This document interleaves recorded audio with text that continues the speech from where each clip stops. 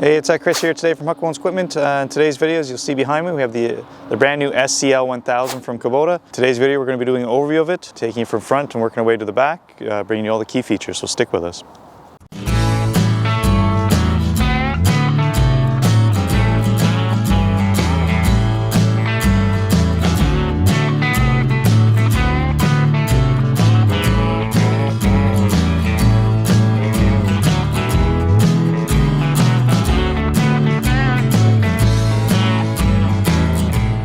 So Kubota came out with the SCL 1000 approximately 4 or 5 years ago. It was pre-COVID anyway, whenever they released it to their dealer network to talk about it anyway down in Texas. You know, they showed us all the great big thing that was coming, and then then COVID hit and there was lots of delays with this unit.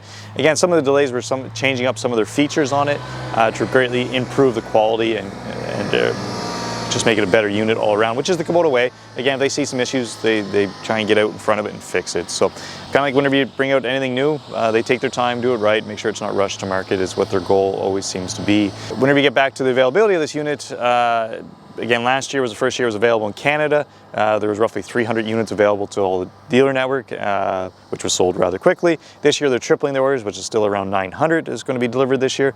It's still about half of what the demand is in Canada. So still very difficult to get your hands on one of these. You know, we waited over a year to get our first one in inventory, but here it is sold now, which is great. But we're also here today to learn about some of the key features. So whenever you get out to the front of this unit, you'll see that it has mini skid steer quick attach on that. Like any of these stand-on skid steers, it's going to be some sort of mini quick attach. You know, Bobcat has their own. There's a few other ones out there, but this one is just the standard skid steer mini quick attach on the front. After that, you can get your selection of buckets, pallet forks, pretty much anything under the sun for a mini skid steer. After that, what is the lift capacity? Well, actually, that's where that name comes from. So the stand-on skid steer 1000, you know, it's a 1,000-pound lift capacity on there. Whenever you get to the hydraulic flow, you're going to be 15 gallons per minute whenever you're looking at getting some attachments for the front, whether it's a trencher or a grapple. Things that postal augers, things that require hydraulic flow, you're going to want that number. So now let's take a little bit further back and start talking about those engines and tracks. So whenever you get talking about the engine, what is under there? It's a Kubota engine, as always. It's a 25 horsepower with a turbocharge to it. So it's a very small turbo, but you can hear it whenever it kicks on there. There is a little bit of a lag there, but it does kick in there and provides quite a bit of power. Overall, it's a very quiet running unit. You know, you have that very robust undercarriage there. It's all nicely put together.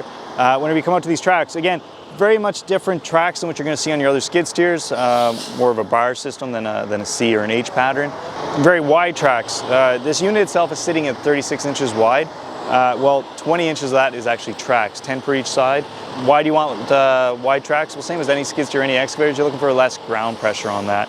You know, you're going to be working in people's backyards, so you're looking for as low a ground pressure as you can get, so whenever you leave, there's not a whole lot of mess to clean up behind you. In this case, you're going to be looking at 4 psi per inch there kind of idea. So very low ground pressure, which is great whenever you're talking about a unit like this. Again, if you're looking for your filters and everything is easy access. Same as on the other Kubotas, you're not going to be taking anything off to access it. Again, for your daily checks and everything, it's just kind of lift your hood and away you go. You can either see or remove everything as needed, whether it be your air filter, fuel filters, engine, hydraulics, all very visible, whether it's front or back there.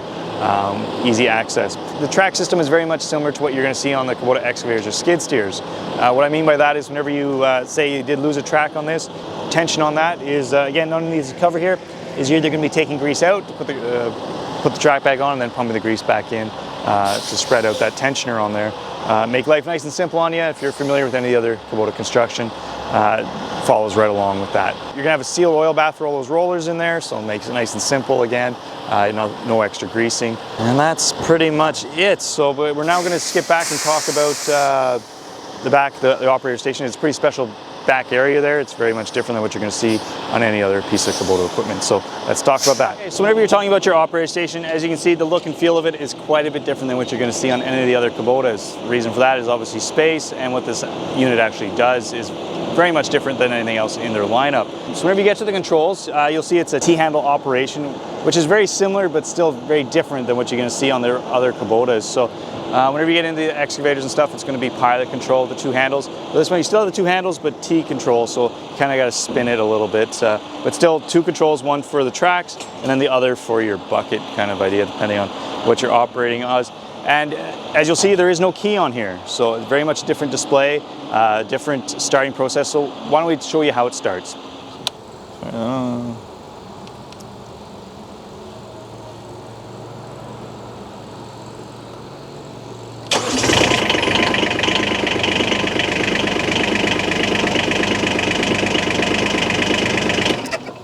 So as you can see, it's kind of following along the same lines as your new Dash 5s on your U48s, KX57s, the new Dash 5s. That display is still very much different, but same idea at the heart of it. After that, again, there's not a whole lot else going on there, but biggest difference is you're going to see with your controls. If you're ever looking for your books, again, they are underneath this cover here. Right there, they're a little bit of a learning curve for us to find them, but there they are. And then you're always going to have your safety switch on your pad there to actually move forward. So that brings the end of today's video with that overview of the SCL 1000. I hope you enjoyed learning a little bit about it. Again, your key features you're going to want to know. Lifts approximately 1,000 pounds at the front there. You're going to get 15 gallons per minute out of your hydraulics, and it's got that keyless start with a T-handle operation. So if you enjoyed today's video, please like and subscribe. If you have any comments, please leave them down below. Thank you.